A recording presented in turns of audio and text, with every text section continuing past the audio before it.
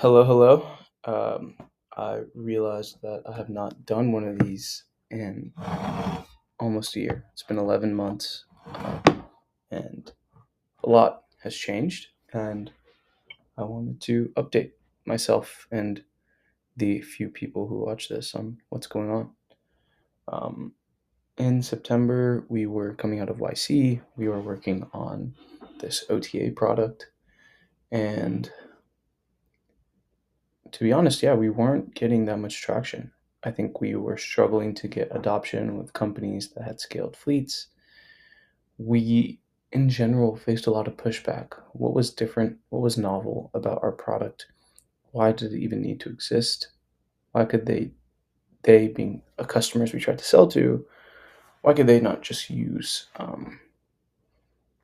a solution that was already, off the shelf, like uh, Belina or Mender or other things like AWS Greengrass? Yeah, so we had a tough sled to get adoption. We sold to a few startups, but were never able to kind of go upstream to sell to bigger contracts, and we ended up pivoting. Um, that process from September to February was quite difficult. Um, I think personally, I faced a lot of setbacks, likely looking back related to our lack of success with Miru, but um, I think for the company as well, it's just a tough time. Uh, for me, I learned that, or not that I learned, but I kind of went into a shell of myself. I think I had so much anxiety and stress about whether we would make it that I kind of curled myself up into a ball and kind of relied on really poor habits to try to cope with these feelings of negativity. Um, I started to binge eat a lot whenever things weren't going my way. And I would also like curl myself up in my room and scroll infinitely on social media. So combining that with that being, scrolling a bunch and then eating a lot of bad food, it just was not a good recipe for my physical or mental health. Um, Physically, it was the fattest that I've ever been. Made me feel really um, poor about my self image. Mentally, I feel like I wasn't giving my team the best version of myself. I was ineffective. I was timid. I was negative. Um, and honestly, in a lot of ways, I felt sorry for myself, which looking back, I hate to describe myself as someone who felt sorry for myself, but that's what was happening. Um, and I think that was the first time I've ever had depression to some extent. I think if you look at the fullness of all the activities that I did, I think you'd characterize that as depression. Probably did not really feel happy about my life for a long period of time. Uh, and I think it was because, you know, growing up, I had a great family, lived in a great area. I think there was some infinitesimal amount of adversity, like studying or like doing the SATs. But, I never have faced real adversity, like life changing adversity. Um, because my life has always been comfortable. And comfort is a great place for a kid to learn and grow, but it's not great to, the comfort is not a great requisite for being great. Adversity is what makes you great. Iron sharpens iron. And because of my privilege, I had not had the experience of facing adversity before, especially to that degree. And I was in for a rude awakening. Um, it gave me the opportunity to actually assess what I was made of, and the stuff that I made of was not what I needed to be or what I wanted to be. Um, a few thoughts on that, but one, it gives me a lot of admiration for people who have actually been through hard things. Even this thing that I went through, I don't think was that hard in the grand scheme of the totality of events that could happen to you. But it made me a lot more formidable. And I think, like, looking back now, I'm such a stronger and better version of myself. I went through therapy for a few months, which was interesting. But I think mostly I resolved myself to go back to the basics and focus on my habits and be consistent and be disciplined. And I think those results have paid off. I'm in much better shape than I was back then. Now, mentally, I feel like I took a lot of time to invest in learning how to reframe things, to be optimistic, to be hopeful, um, to be consistent even on the days where I'm not feeling it. Small things like learning about procrastination and how action, like Brian Armstrong says, action produces information, but just in general, doing things makes you feel better because when these big looming problems in your startup face you, um, your initial instinct is to try to avoid them as much as possible. But actually, like your gut will tell you that it's a bad decision. It makes you feel worse when you do that. Whereas when there's a big looming problem, and even if you don't know the answer, if you start trying to do something, you feel so much better, and usually your gut kind of just helps you find the right path, even though it could be windy. Um, so yeah, a lot to learn about myself, and that kind of back half of 2024 and the early part of 2025 was difficult, but I got through it. And on the same token, our company got through it.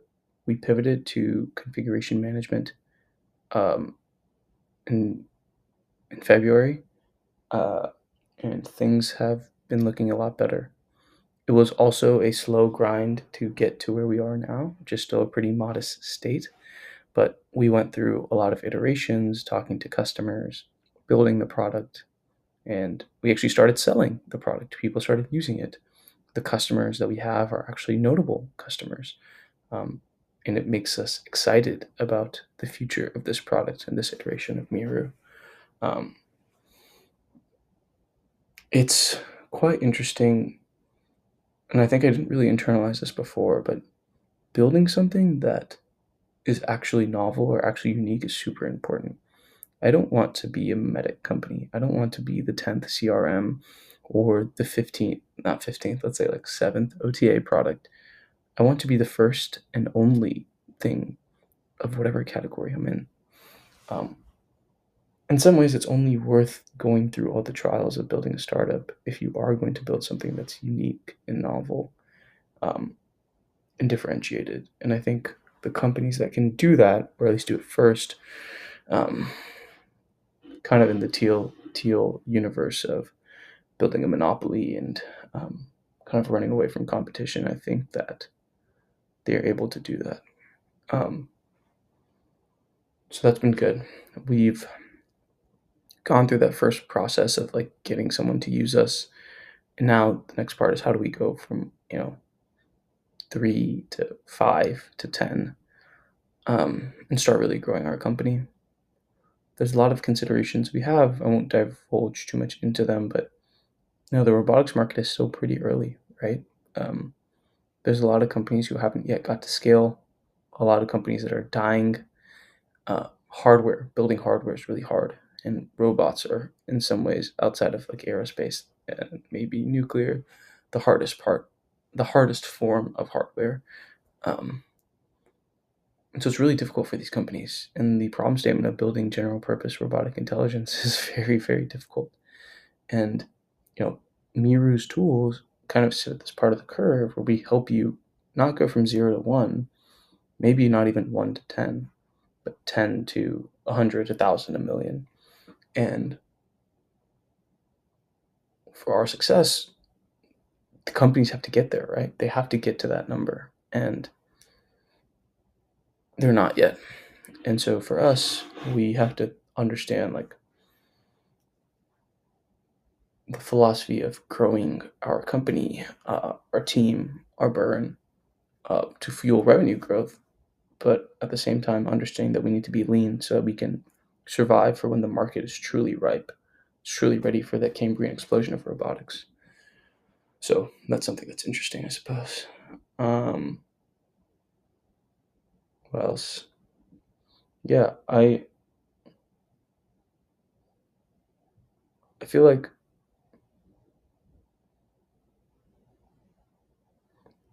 my life at this point is kind of like the sculptor just hammering on the same piece of work over and over for years and years and years, chiseling away to make something beautiful. Right now, the thing that we've built is very, very crude, the thing being the company. And the goal is to build this big, beautiful company that changes billions of people's lives and improves the world tremendously, and some one that we can run forever.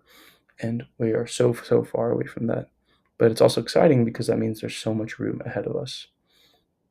Um,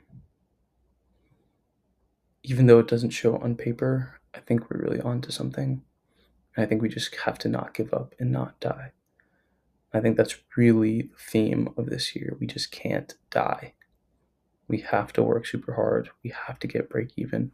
We have to build an amazing product that customers like love, that they're going to tell all their friends about. The robotics market is pretty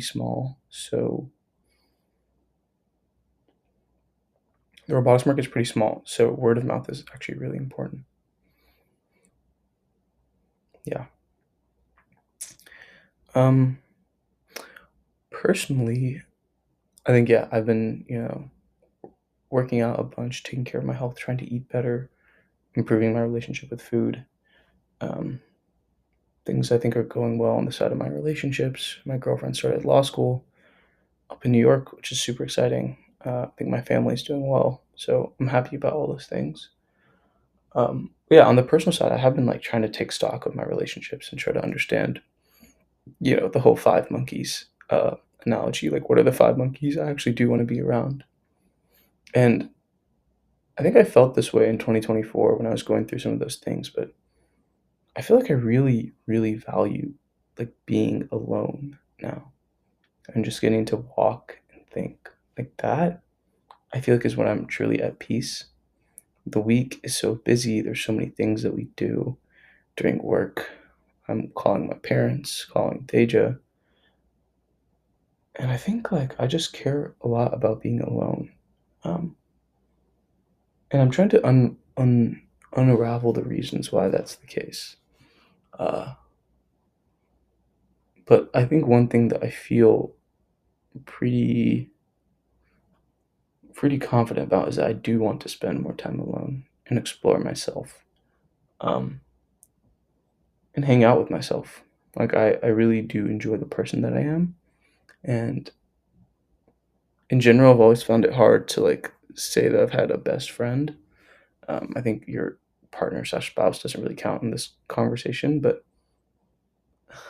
I think like I am my own best friend, which is probably not very, it's not uncommon, but I don't think I've given myself a chance to hang out with myself like I have. Um, and so on the free time that I do have, I think I will start trying to do that. Um, yeah. What else is there to say? I'm writing a reflection. I've been writing a lot. Um, and I think like in general, I really like writing, and I think I'm quite good at it. I think the rate limiter, right, for writing is like the ideas that you have. So I have a few ideas that I think are worth sharing. So I started writing that on a Substack. But one thing that I am writing is just a reflection of the past year. Um, and there'll be some maybe more specific or interesting tidbits there. Um, but yeah, like one thing from that uh, essay that I'm writing is that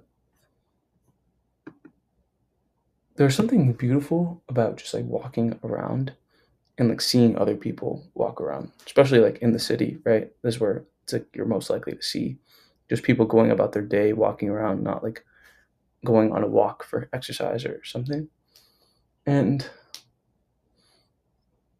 I don't know, it makes me think like everyone's lives and paths diverge so greatly, right? But in some ways, like their goals are all the same. Their goals are all just to be happy. And like each person that you walk across on the street is like this little window into a life. And usually the path is so diverged from you, right? Especially me being in this bubble of like Silicon Valley, tech people, startup people.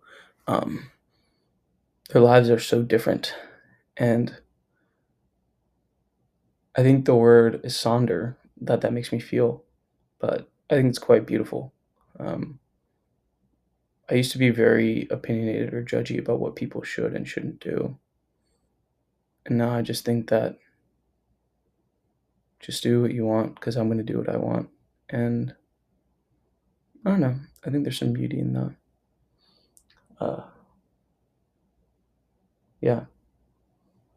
I have been thinking like one thing I would love to do is like, okay, I just described that window into someone's life, right? But maybe I should just like go up to random people who are walking and then just like start talking to them. Be like, can I just walk with you and just learn about them? I think I want to come with a good set of questions. Because actually, like, I think the question, like, what's up or like, how's it been going is like a pretty bad question. I went to a party like a few weeks ago and someone asked me, like, what have you been eating recently? I thought that was a fantastic question. Um, and I don't think I would ask a stranger, what have you been eating recently is my first question. But yeah, I think like what do you do? How's it going? Are so like boring, and I think it's really hard to get into someone like a rich conversation if you ask questions like that. I don't know. That's just a theory. That was a divergence. Um, yes. What else? I think that maybe one of the lessons from this year is that life is going to be hard every single year that I'm building a startup, but I think just in general, because like if you're going to grow, it's going to be hard. I think that I need to expect that there will be days where I feel like shit. There will be months that I feel like shit. And I have to just keep going. I just can't give up. There will be many reasons to give up. There will be many reasons to live an easier life, but I just don't feel like that is the most fulfilling version of my life. There are these small moments like during the startup where like it feels like wildly dizzying and gratifying and like unbelievable that we're here, that we're doing this. And those moments are euphoric. Um, they're very few and far in between. Most of the time, like everyone says, it feels like you're getting punched in the face. But I want to live that life, and I just need to be resilient, and I can't give up. Um, so yeah, my themes for this year that I've really been thinking about, because my birthday was almost a month ago, or a little less than a month ago. Sorry, is discipline.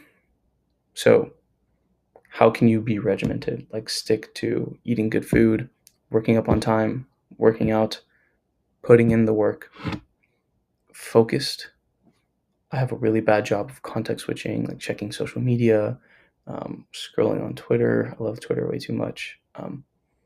Like being focused. Like, can I sit down for 5 hours and not do anything other than fucking work, or just do one task?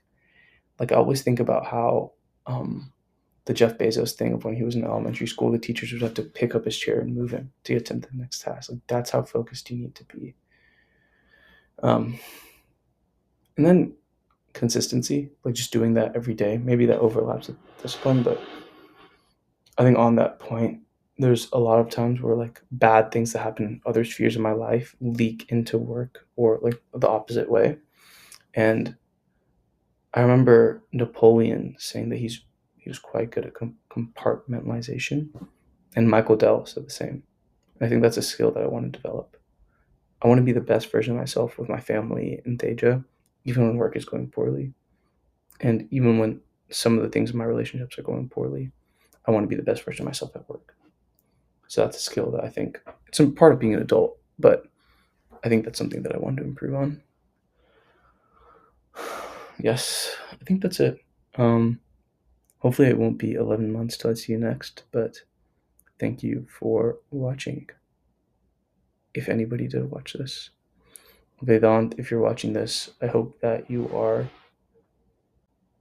an exponentially better version of yourself than who you are now.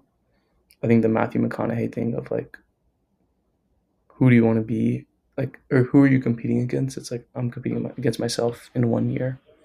And I want my 1 year version to crush, absolutely fucking crush this version of me. So that's your mandate. Good luck. Peace.